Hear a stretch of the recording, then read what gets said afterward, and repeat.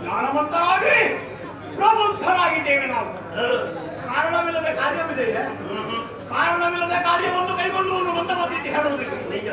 ಜ್ಞಾನಿಯಾದಂತಹ ನೀವು ಆ ನಿಟ್ಟಿನಲ್ಲಿ ಪ್ರವರ್ತಿಸುವುದಕ್ಕೆ ಸಾಧ್ಯವಿಲ್ಲ. ನಮ್ಮಂತಹ ಜ್ಞಾನಿಗಳಾದ ಪ್ರಬುದ್ಧರಾದ ವಿಕ್ರಮಿಗಳಾದ ಸುದೃಢರಾದ ನಮ್ಮಿಬ್ಬರನ್ನು ಸೃಷ್ಟಿ ಮಾಡಬೇಕು ಅಂತ ಕಾರಣವಿದೆ. ನಮಗೆ ಹೆಸರೇನು?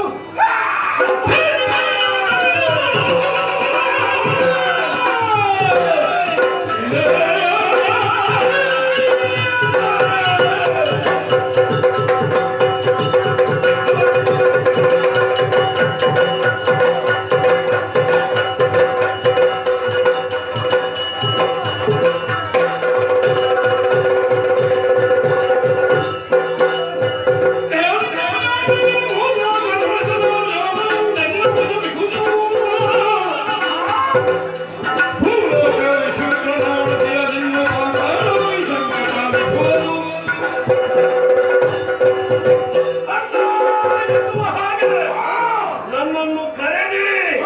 ಆದ ಕಾರಣವನ್ನು ನೀವಿರುವವರನ್ನ ತಮ್ಮಂದಿರೆ ಸೃಷ್ಟಿಯ ಕಾರ್ಯವನ್ನು ಬಲ್ಲವ ನಾನು. ಎಡ ಭುಜವನ್ನು ತಿಕ್ಕಿದಾಕ್ಷಣ ಹುಟ್ಟಿಕೊಂಡವನೇ ಶುಕ್ರ, ಬಲಭುಜವನ್ನು ತಿಕ್ಕಿದಾಕ್ಷಣ ಹುಟ್ಟಿಕೊಂಡವ ನೀನು ವಿಷಾಂಗ. ತಮ್ಮಂದಿರೆ, ಮೂರು ಲೋಕದ ವಿಭುವಾಗಿ ಮೆರೆಯುತ್ತಾ ಇದ್ದೇನೆ. ಆಳ್ವಿಕೆಯನ್ನು ಸರಳಗೊಳಿಸುವುದಕ್ಕಾಗಿ ನಿಮ್ಮಿರುವರನ್ನು ಸೃಷ್ಟಿಸಿದೆ. ನಿನಗೆ ಭೂಲೋಕ, ನೀನು ಪಾತಾಳಕ್ಕೆ ಹೋಗಬೇಕು. ಆಳ್ವಿಕೆಯನ್ನು ನಡೆಸತಕ್ಕದ್ದು ಯಾರು ಹೇಳ್ತೀನಿ?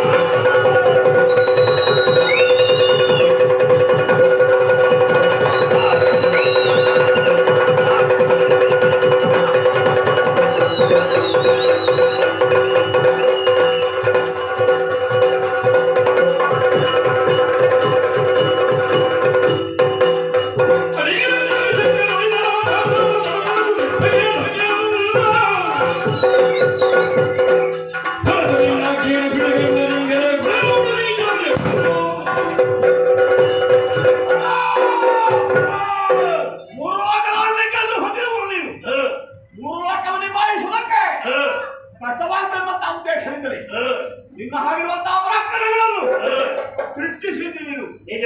ಸೃಷ್ಟಿಪ ಕಾರ್ಯ ಅಷ್ಟೊಂದು ಘನ ಅಲ್ಲ ನಿನಗೆ. ನನಗೆ ಘನ ಅಲ್ಲ. ಎಷ್ಟು ಸುಲಭವಾಗಿ ವಿಕ್ರಮಿಗಳನ್ನು ಸೃಷ್ಟಿ ಮಾಡಿ ನಿನ್ನ ಉದ್ದೇಶ ನೀನು ಸ್ವರ್ಗದಲ್ಲಿರ್ತಿ. ನಿಜ. ಭೂಲೋಕ ಪಾತಾಳಕ್ಕೆ ಯೋಗ್ಯ ಇರಬೇಕು. ನಿಜ. ಅವರಿಗೆ ಭೂಲೋಕ. ನಿಜ. ನನಗೆ ಪಾತಾಳ. ಸರಿ. ನನಗೆ ಅರ್ಥ ಆಯ್ತು. ನನಗೆ ಹೆಸರ ವಿಷಂಗ ಅಂತ. ನಿಜ. ವಿಷಪೂರಿತವಾದಂತಹ ಉರಗಾದಿಗಳಿಂದ ಪಾತಾಳ ಪ್ರವೇಶ ಮಾಡ್ತೇನೆ. ಅಂತಹ ಪುರುಷ ಉರಗಗಳ ಕಾಲ ಕಾಲಕ್ಕೆ ಸರಿಯಾಗಿ ಕಪ್ಪ ಕಾಣಿಕೆಗಳನ್ನು ಒಪ್ಪಿಸ್ತಾರೆ. ಸಂತೋಷ ಆಯಿತು. ಹಾಗಿದ್ರೆ ನಿಮ್ಮ ಕಾರ್ಯಗಳಲ್ಲಿ ನೀವು ತೊಡಗಿಕೊಳ್ಳಿ. ಏನಾದರೂ ಸಮಸ್ಯೆ ಆಯಿತು ಎಂದಾದ್ರೆ ನನಗೆ ತಿಳಿಸಿ ಪರಿಹಾರವನ್ನು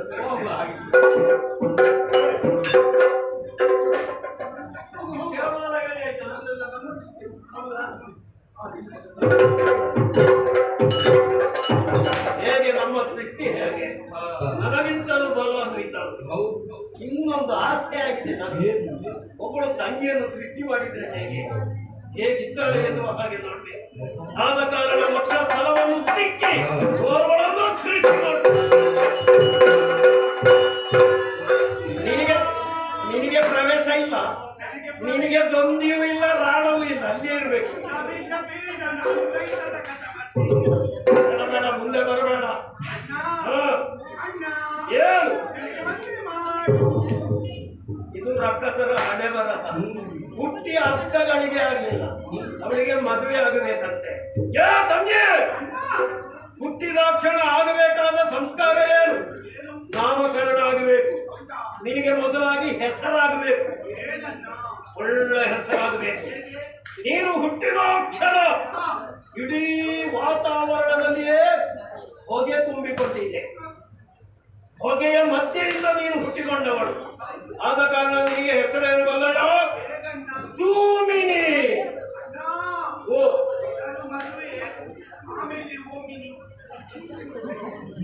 ಓಮಿನಿ ಓಮಿನಿ ಅಂತ ಯಾರು ಹೇಳಿದ್ರು ನಿನ್ನ? ಧೂಮಿನಿ ಧೂಮಿನಿ ಅಂತ ಹೇಳಿದ್ದು.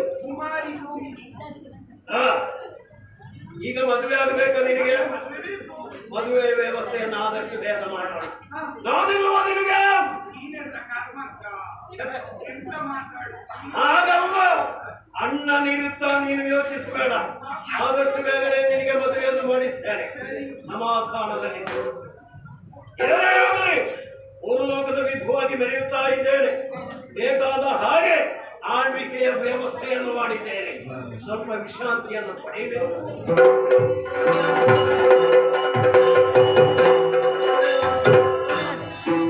ಸರದಿ ಕಲಾಭಿಮಾನಿಗಳಿಗೆ ನಮ್ಮನ್ನು ಸಲ್ಲಿಸುತ್ತಾ ಸ್ಥಳೀಯ ಯಕ್ಷ ಕಲಾಭಿಮಾನಿಗಳೇ, ಇಂದಿನ ಈ ಸುಂದರವಾದಂತಹ ಯಕ್ಷ ಸೇವೆಯ ಸೇವಾಧಾರರಾದಂತ ಅಧ್ಯಕ್ಷರು, ಪದಾಧಿಕಾರಿಗಳು, ಸರ್ವ ಸದಸ್ಯರು, ಚೌಡೇಶ್ವರಿ ಸೇವಾ ಸಮಿತಿ ಇವರಿಗೆ ಶ್ರೀ ಕ್ಷೇತ್ರ ಪಾವಂಜಿ ದೇವಸ್ಥಾನದ ಆಡಳಿತ ಮಂಡಳಿ ಹಾಗೂ ಅರ್ಚಕ ವೃಂದ ಇವರ ಪರವಾಗಿ, ಮೇಳದ ಸಂಚಾಲಕರಾದಂತಹ ಶ್ರುತ ಭಟ್ಟ ಸತೀಶ್ ಶೆಟ್ಟಿ ಇವರ ಪರವಾಗಿ, ಅದೇ ರೀತಿ ಮೇಳದ ಎಲ್ಲ ಹಿಮ್ಮೇಳ, ಮುಮ್ಮೇಳ ಹಾಗೂ ನೇಪಥ್ಯ ಕಲಾವಿದರ ಪರವಾಗಿ ಅನಂತ ಧನ್ಯವಾದಗಳನ್ನು ಅರ್ಪಿಸ್ತಾ ಇದ್ದೇವೆ. ಅದೇ ರೀತಿ ಈ ಕಾರ್ಯಕ್ರಮಕ್ಕೆ ಹೆಚ್ಚಿನ ಸಂಖ್ಯೆಯಲ್ಲಿ ಆಗಮಿಸಿದಂತ ಎಲ್ಲ ಕಲಾಭಿಮಾನಿಗಳಿಗೂ ಕೂಡ ನಮ್ಮೆಲ್ಲರ ಪರವಾಗಿ ತುಂಬು ಹೃದಯದ ಧನ್ಯವಾದಗಳನ್ನು ಅರ್ಪಿಸುತ್ತಾ, ನಿಮಗೆಲ್ಲರಿಗೂ ಕೂಡ ನಾವು ಆರಾಧಿಸಿಕೊಂಡು ಬಂದಂತಹ ಪಾವಂಜಿ ಜ್ಞಾನಶಕ್ತಿ ಸುಬ್ರಹ್ಮಣ್ಯ ಸ್ವಾಮಿ, ವರಪ್ರದ ಗಣಪತಿ ದೇವರು, ಸ್ಥಳ ಸಾನ್ನಿಧ್ಯದಲ್ಲಿರುವಂತಹ ಚೌಡೇಶ್ವರಿ ತಾಯಿ ಸಕಲ ಆಯುರಾರೋಗ್ಯೇಶ್ವರಿಯ ಸುಖ ಸಂಪತ್ತು ಸಮೃದ್ಧಿಯೊಂದಿಗೆ ಸಕಲ ಸನ್ಮಂಗಳವನ್ನುಂಟು ಮಾಡಲಿ ಎಂಬುದಾಗಿ ಆಶಿಸುತ್ತಾ ಪ್ರಾರ್ಥಿಸುತ್ತಾ, ಕಲಾಭಿಮಾನಿಗಳೇ, ಬರುವರಾತ್ರಿ ನಾವು ಪಡ್ಯಾರ ಬಿಟ್ಟು ಇಲ್ಲಿ ಶ್ರೀದೇವಿ ಮಹಾತ್ಮೆ ಎನ್ನುವಂತಹ ಅಧ್ಯಯನವನ್ನು ಹಾಡಿ ಅಭಿನಯಿಸಿ ತೋರಿಸುವುದಕ್ಕಿದ್ದೇವೆ. ಅದೇ ರೀತಿ ಇದೇ ಬರುವಂತಹ 8ರಂದು ಮಾನ್ಯ ಶಾಲಾ ವಠಾರದಲ್ಲಿ ಧರ್ಮಸ್ಥಳ ಮೇಳದವರಿಂದ ಇಂದ್ರಜಿತ್ ಮತ್ತು ರಕ್ತರಾತ್ರಿ ಎನ್ನುವಂತಹ ಕಥಾಭಾಗವನ್ನು ಅಭಿನಯಿಸಿ ತೋರಿಸುವುದಕ್ಕಿದ್ದಾರೆ. ಮೇ 10ರಂದು ಮಾನ್ಯ ಜ್ಞಾನೋದಯ ಶಾಲಾ ಮೈದಾನದಲ್ಲಿ ಯಕ್ಷಪ್ರಿಯರು ಮಾನ್ಯ ಇವರ ಬಾಪು ಹನುಮಗಿರಿ ಮೇಳದವರಿಂದ ಸಾಕೇತ ಸಾಮ್ರಾಜ್ಞಿ ಎನ್ನುವಂತಹ ಆಖ್ಯಾನವನ್ನು ಹಾಡಿ ಅಭಿನಯಿಸಿ ತೋರಿಸುವುದಕ್ಕಿದ್ದಾರೆ. ಅದೇ ರೀತಿ ಇದೇ ಬರುವಂತಹ ಜೂನ್ 1ರಂದು ಯಕ್ಷಧ್ರುವ ಪಟ್ಟ ಫೌಂಡೇಶನ್ ಟ್ರಸ್ಟ್ ರಿಜಿಸ್ಟರ್ಡ್ ಮಂಗಳೂರು ಸಂಸ್ಥೆಯ ವಾರ್ಷಿಕ ಮಹೋತ್ಸವ ಪಟ್ಟ ಸಂಭ್ರಮ 2025 ಮಂಗಳೂರಿನ ಅಡ್ಡರ್ ಗಾರ್ಡನ್ ನಲ್ಲಿ ಬೆಳಗಿನಿಂದ ಸಂಜೆವರೆಗೆ ವಿವಿಧ ಸಾಂಸ್ಕೃತಿಕ ಕಲಾ ಪ್ರಾಕಾರದೊಂದಿಗೆ ಸಂಪನ್ನಗೊಳ್ಳುವುದಾಗಿದೆ. ಕಲಾಭಿಮಾನಿಗಳು ಹೆಚ್ಚಿನ ಸಂಖ್ಯೆಯಲ್ಲಿ ಆಗಮಿಸಿ ಕಾರ್ಯಕ್ರಮವನ್ನು ಚಂದ ಕಾಣಿಸಿಕೊಳ್ಳಬೇಕಾಗಿ ಕೇಳಿಕೊಳ್ಳುತ್ತಾ, ಮುಂದಿನ ಕಥಾಭಾಗಕ್ಕೆ ಹೋಗುವುದಕ್ಕೆ ಸಭ್ಯಸಭಿಕರಲ್ಲಿ ಹಾಗೂ ಭಾಗವತರಲ್ಲಿ ಅಪ್ಪಣೆಯನ್ನು ಅನುಮತಿಯನ್ನು ಕೇಳುವುದರೊಂದಿಗೆ ಕಥಾಭಾಗವನ್ನು ಮುಂದುವರಿಸ್ತಾ ಇದ್ದೇವೆ. ನಮಸ್ತೆ, ಜೈ ಹಿಂದ್, ಯಕ್ಷಗಾನ.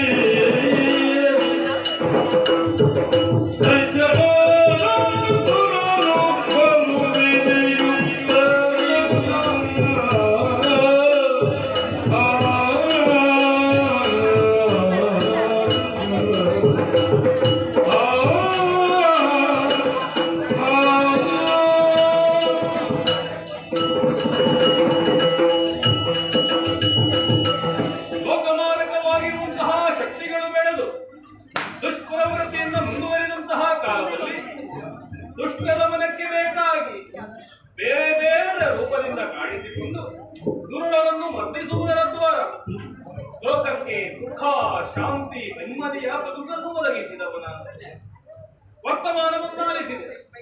ಶೂನ್ಯತಾಪುರವನ್ನು ಆಳುತ್ತಾ ಇರುವಂತಹ ಭಂಡಾಸುರನ ಸೇಕಲಾಗಿ ಲೋಕದೆಲ್ಲೆಡೆಯಲ್ಲಿಯೂ ಭಂಡತನವೇ ಬೇರೆ ನೀಡುತ್ತಾ ಇದೆ. ಪಡೆದಿರುವಂತಹ ವರಬಲ, ಆಚಾರ್ಯ ಶುಕ್ರನ ನಿರ್ದೇಶ, ಇಷ್ಟೆಲ್ಲವನ್ನು ಮೈಗೂಡಿಸಿಕೊಂಡಿರುವಂತಹ ಆತ ಮೂರು ಲೋಕವನ್ನು ವಶಗೊಳಿಸಿ ಮೆರೆಯುತ್ತಾ ಇದ್ದಾನೆ ಎನ್ನುವಂತಹ ವಿಚಾರವನ್ನು ಅರಿತ ಬಳಿಕ ಅವನನ್ನು ಶೀಘ್ರಾತಿ ಶೀಘ್ರವಾಗಿ ವಧಿಸಬೇಕು ಎನ್ನುವಂತಹ ತೀರ್ಮಾನಕ್ಕೆ ಬದ್ಧನಾದವನು ಪ್ರಥಮವಾಗಿ ಹರಪಟ್ಟಿರುವಂತಹ ವರಬಲಕ್ಕೆ ಅಂತರಾಯ ಬರಕೂಡದು ಎನ್ನುವಂತಹ ನೆಲೆಯಲ್ಲೂ ನಾ ಯೋಚಿಸಿದ್ದೇನೆ. ಹಾಗಾಗಿ ಅವನಲ್ಲಿರುವಂತಹ ದೌರ್ಬಲ್ಯವನ್ನು ಅರಿತೆ ಅದಕ್ಕೆ ಪೂರಕವಾಗಿ ನಾವು ವ್ಯವಹರಿಸಿದೆ ಅಂತಾದರೆ ಅವನನ್ನು ವಧಿಸುವುದೇನು ಕಷ್ಟವಾಗದು. ಲೋಕಮೋಹಕವಾದಂತಹ ರೂಪಗುಂದರ ಅವಶ್ಯಕತೆ ಇದೆ.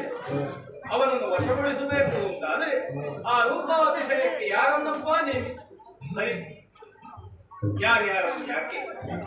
ಸೃಷ್ಟಿಕರ್ತರಿಗೂ ಅಪ್ಪನೆನಿಸಿದಂತಹ ನನಗೆ ಸೃಷ್ಟಿಯ ಕಾರ್ಯವೇನೋ ಕಷ್ಟವಲ್ಲ. ತಕ್ಷಣ ಸಂಕಲ್ಪಿಸಿದ್ದೇನೆ, ಮೋಹಕವಾದ ರೂಪವುಳ್ಳ ಹೆಣ್ಣವರನ್ನು ಸೃಷ್ಟಿ ಮಾಡ್ತೇನೆ.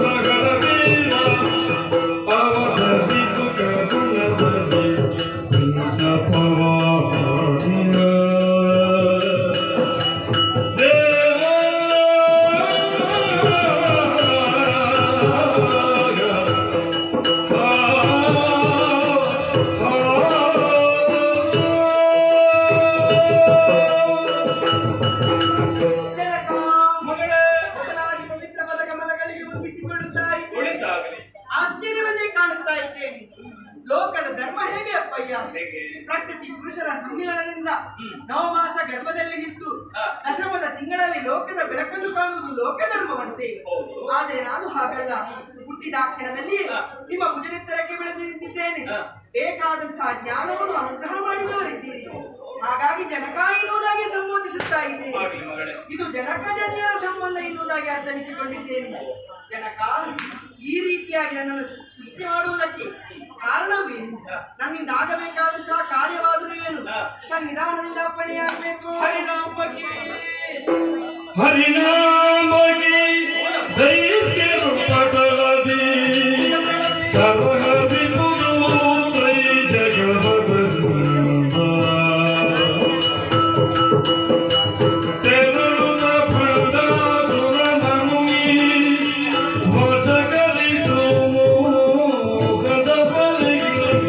you.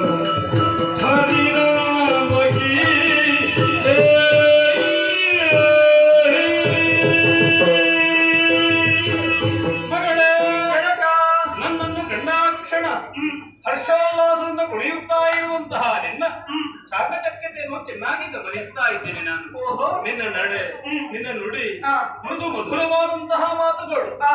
ಎಲ್ಲವೂ ಕೂಡ ನನ್ನ ಸಂಕಲ್ಪ ಯಾವುದುಂಟು ಅದನ್ನು ದಿಟಗೊಳಿಸುವುದಕ್ಕೆ ಪೂರಕವಾಗಿ ಉಂಟು ಎನ್ನುವುದರಲ್ಲಿ ಯಾವುದೇ ಸಂದೇಹ ಇಲ್ಲವಮ್ಮ.